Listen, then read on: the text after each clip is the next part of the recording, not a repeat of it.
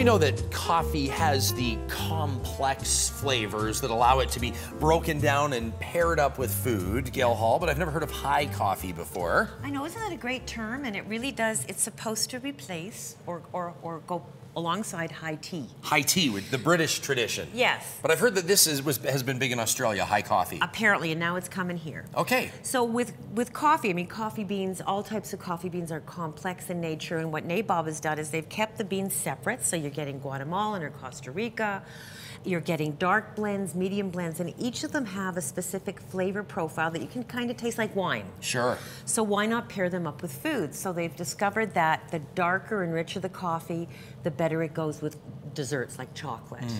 A milder, more citrusy coffee might go better with things like we're doing today. I wanted to do tea sandwiches because that's what you have with high tea, so let's make them for coffee. I love this. These are the types of sandwiches where I love parking myself at the table and when nobody's looking, take a couple more. The problem is you don't realize you're eating a loaf of bread by the time you finish. Let's not focus on that. Let's not go there. Okay, so the perfect high coffee sandwiches. Yeah, so we're gonna do a pinwheel sandwich. Okay. So we've got some chopped egg. Okay. So what I want you to do is spread that, leave about an inch, because we've got to put a bit of blue now which bread butter. is this like a 12-grain bread This or is a multi-grain 12-grain. bread? I went over to Sobeys and said, can you slice, now this is important, they've got to slice the bread this way.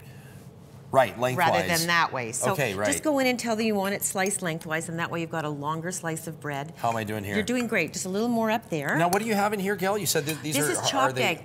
Hard-boiled eggs? They're hard-boiled eggs. And a little bit of green onion, am I seeing? Yeah, okay. And you can put that in or not. And then I did some salmon salad and tuna salad as well. Okay. Then we just need to put a little bit of butter along the edge here. This is going to be your glue, so And what to would you speak. like as a garnish in the center? Gherkins or olives? Oh, let's gherkins, of course. Yeah, so these, then you these wee just guys. line them up. Yeah. Okay, it feels like we're rolling sushi in We're a sense, gonna aren't we? pretty much. Oh, I have one extra. British sushi. Am I gonna roll it up? You're gonna roll it up. Okay. And you want to roll it up not too tight because you don't want the bread to break, but tight enough that it's holding the sandwich. And then what I do. Am I gonna press it in? Yeah, press it a bit, and then you're going to wrap them up in a bit of saran wrap or wax paper and chill them for a bit so the butter holds. Oh, I see. Okay, so this is something you need to do ahead of time. Yeah. Would you do it a day ahead of time if you had people coming over? You could even do it a day before. Okay. To make your life easier. Do you want to do another one? Yeah, of course. Why don't we do salmon? That's got great color. Okay. So these are the pinwheel sandwiches. I've also done ribbon and what's the other? Checkerboard. Checkerboard. So what's we've that? got. Well, if the bread were darker, you could see you've got white, dark white, white, dark white, Oh, kind of how cool alternating, is this? separated with ghost cheese. Now that can it's a little complicated to make, but I provided recipes. Hopefully, Yeah, look over there. You've got them. Yeah. Oh, you're bad. And then we've got the pinwheel sandwiches. I'm just a sucker for this. And then the ribbon. Isn't that pretty? So that one's got. Okay, so when you're keeping in mind what to pair with coffee, though, Yes.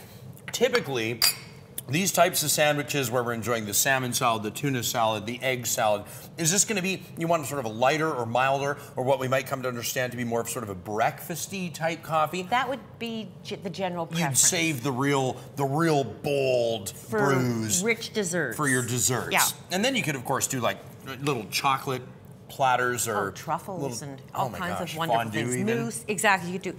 And coffee, you know, the darker the coffee, the better it's going to go. And is this really I'm going butter on this one too, Yeah, right? you can. Is this a trend where people are looking to pair the coffees up with the food they're serving a little bit more than we may have been aware of in the past? Yes, we're thinking of coffee a little bit differently. Rather than just pouring a cup of coffee now, we're looking at pairing it with specific foods, just for something different. Why not? Exactly. Even as a conversation starter when you have guests over, to let them know that you've put in that effort. Yes. You know? And when they see that you've made these sandwiches, Ryan, they're going to be blown away. Absolutely. See, there you go. I'm going to tell them Gail Hall taught me. So these would get wrapped in saran, put in the fridge. For a couple hours until the butter holds it together, and then they're firm and you can slice them. There is no one I would rather enjoy my high coffee with than you, Gail Hall. Good, we'll have some then. Okay. Alrighty. Done. Breakfast Television back right after this on this Monday morning. It's 8:17. Cheers. Here's cheers. Good to see you. You bet.